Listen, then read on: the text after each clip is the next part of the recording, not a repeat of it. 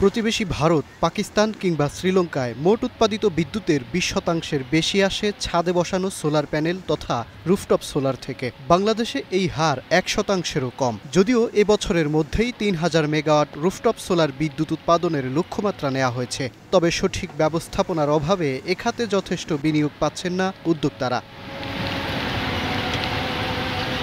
মঙ্গলবার রাজধানীর একটি হোটেলে Bangladesh sustainable and renewable energy association ও অ্যাকশন এইডের আয়োজিত রুফটপ সোলারে অর্থায়ন ও টেকসই জ্বালানি সংক্রান্ত সেমিনারে অংশ নেন ব্যাংক কর্মকর্তা, নবায়নযোগ্য জ্বালানি উদ্যোক্তা ও বিদ্যুৎ বিভাগের বিভিন্ন সংস্থার প্রতিনিধিরা।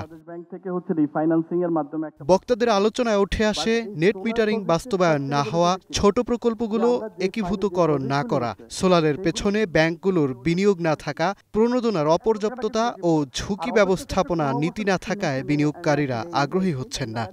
এই টেকনোলজিক্যাল লিমিটেশনসটা কতটুকু অ্যাকচুয়াল আর কতটুকু আমাদের ভুল ধারণা, এই জায়গাটা ভেঙে আসতে হবে। কারণ যারা এন্টারপ্রেনার ওরা এটাকে সাকসেসফুলি দেখছে না, ব্যাংকাররা দেখছেন না। আমাকে জেনারেশন গ্যারান্টি দিতে হচ্ছে, এখন আগের সঙ্গে কম্পেয়ার করলে হবে না। We have to consider the present situation. এখন অবভিয়াসলি আউটপুট অনেক বেটার হবে। সবগুলো ব্যাংক একই পথে হাঁটবে, and not that 15% is for each and every bank, not that. Total fund আমরা মোবিলাইজ করতে পেরেছি only $100 million. কয় টাকা? Nothing. You need $1 billion.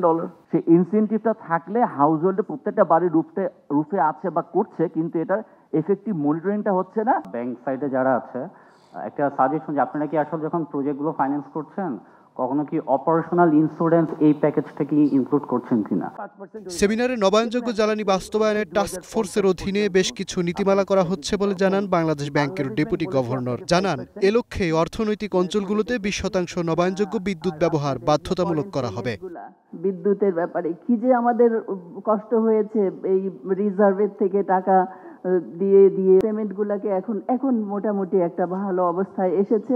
Bangladesh bank কর্তৃক বাণিজ্যিক ব্যাংক ও ফাইন্যান্স কোম্পানির জন্য জারি করা গ্রিন বন্ড পলিসি বাস্তবায়ন তথা ইন্ডিপেন্ডেন্ট সোলার পাওয়ার প্ল্যান্ট স্থাপনের লক্ষ্যে অর্থায়নের উদ্যোগ করা, এটা আমাদের বাংলাদেশ ব্যাংক করবে। বাণিজ্যিক ব্যাংক ও ব্যাংক বহির্ভূত আর্থিক প্রতিষ্ঠানগুলো leasing, project financing, pay as you save model এবং গ্রিন বন্ডের মতো নতুন আর্থিক পণ্য চালু করলে বিনিয়োগ ঝুঁকি কমবে এবং টেকসই মুনাফা নিশ্চিত হবে বলে আলোচনায় মত দেন বক্তারা।